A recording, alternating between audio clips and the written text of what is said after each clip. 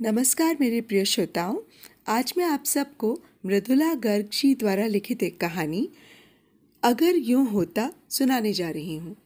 दोस्तों, आप सबसे अनुरोध है कि यदि आपको मेरा वाचन पसंद आता हो तो मेरे इस चैनल को सब्सक्राइब भी कर लीजिएगा और मेरी कहानियों को लाइक और शेयर और हाँ, बेल आइकन ज़रूर दबा लीजिएगा, जिससे कि मेरी आगे आने वाली कहानियों की नोटिफिकेशंस आपको मिलती रहें। तो आइए सुने कहानी अगर यूं होता। तुम 10 साल पहले कहाँ थी? जिम ने कॉफी में चम्मच चलाते चलाते पूछा। 1960 में? दिल्ली, बीए में पढ़ रही थी। क्यों?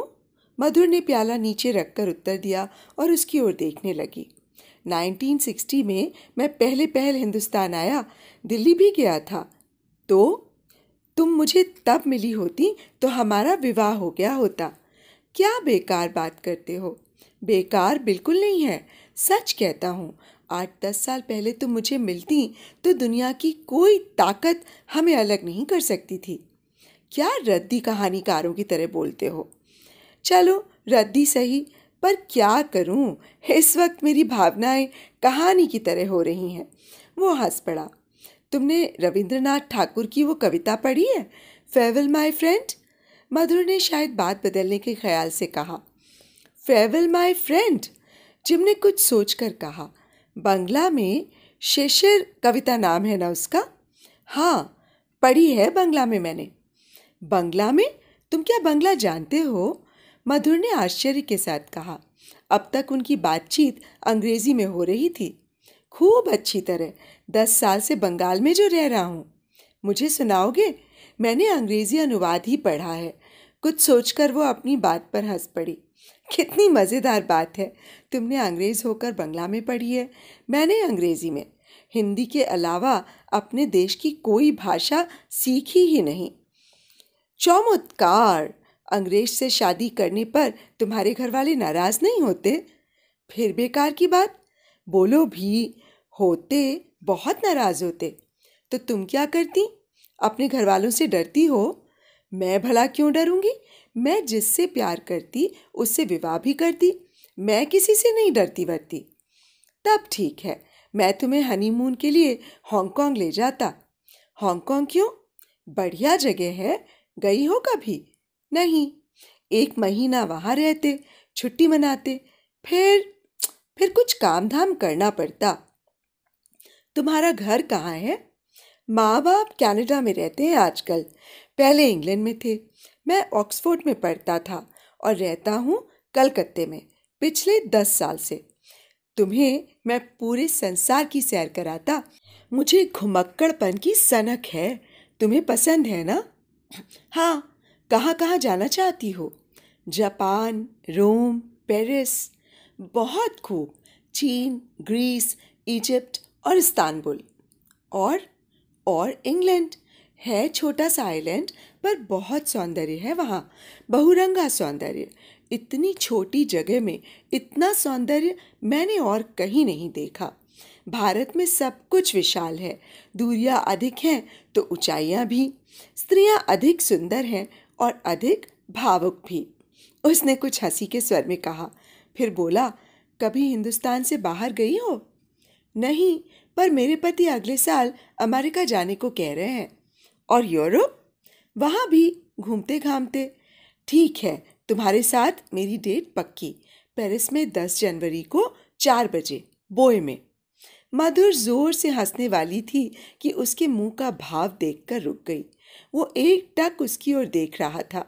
भूरी आंखें कुछ नम थीं, साथ ही शैतानी से चमक रही थीं। क्लियोपैट्रा, उसने कहा, तुम क्लियोपैट्रा की तरह हो। उम्र और जानकारी से तुम्हारी ताजगी और विलक्षणता में कोई अंतर नहीं पड़ता। फिर कुछ रुककर बोला, हमारे बच्चे कितने सुंदर होते। पूरब और पश्चिम का अतुलनीय अद्भुत मिलन। एक लड़की एकदम कमाल की होती वो। धत, उसने कहा। धत क्या? जानती हो तुम कितनी सुंदर हो? तुम्हारे बाल, तुम्हारे हाथ, मेरे घर के लोग तुम्हें देखते ही मुग्ध हो जाते। और जब तुम्हारे घर के लोग देखते हम एक दूसरे से कितना प्यार करते हैं तो वे भी नाराज नहीं रहते। मैंने तुमसे कहा है क्या कि मैं तुम्हें प्यार करती या तुमसे विवाह कर लेती? कहा नहीं तो क्या हुआ? अब करती हो तो तब क्यों नहीं करती? अब करती हूँ? किसने कहा? मैं जानता हूँ और तुम भी जानती हो। हम जीवन में पहली बार प्यार कर रहे हैं, असली प्यार। क्या बकवास है। हम दोनों विवाहित हैं। मैं अपने पति से प्यार करती हूँ और खूब सुखी हूँ। तो मैं अपनी पत्नी से प्यार नहीं करता क्या? या तुम्हारा ख्याल है नहीं करता? मेरा ऐसा ख्याल क्यों होता? हम दोनों विवाहित हैं, हमारे बच्चे हैं, हम सुखी हैं। फिर बेकार की बातें क्यों करते हो? हम लोग एक पार्टी में मिले और अब इस नाटक में भाग ले रहे हैं। महीना 15 दिन मिलने से क्या प्यार हो जाता है?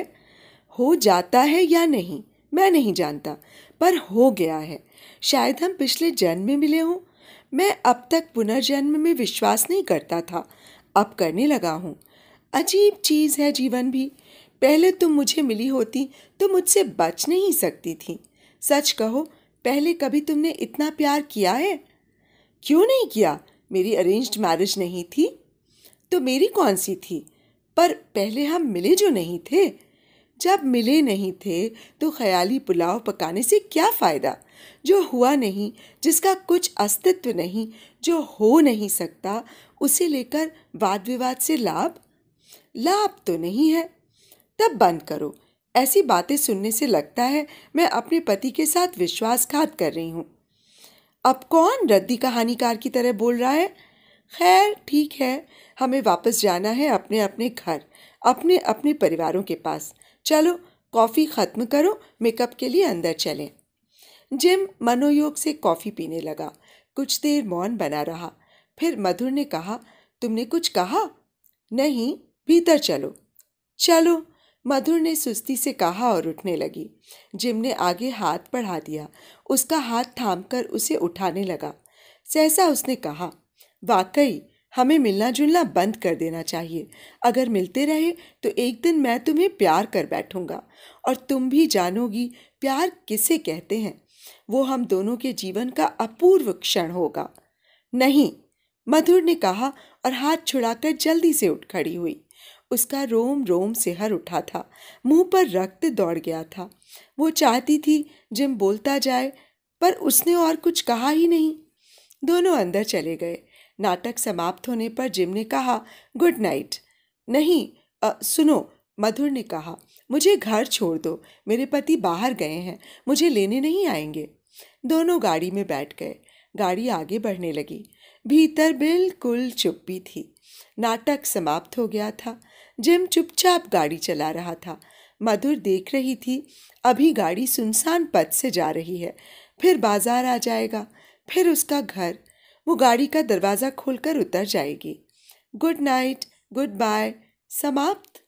उसने जिम की तरफ देखा। वो सड़क की तरफ देख रहा था। सुनसान पथ पर एक गति से गाड़ी बिना हिचकोले खाए चली जा रही थी। नाटक समाप्त हो गया है। कल से उनके पास मिलने का कोई कारण नहीं बचेगा। गुड नाइट, गुड बाय, समाप्त।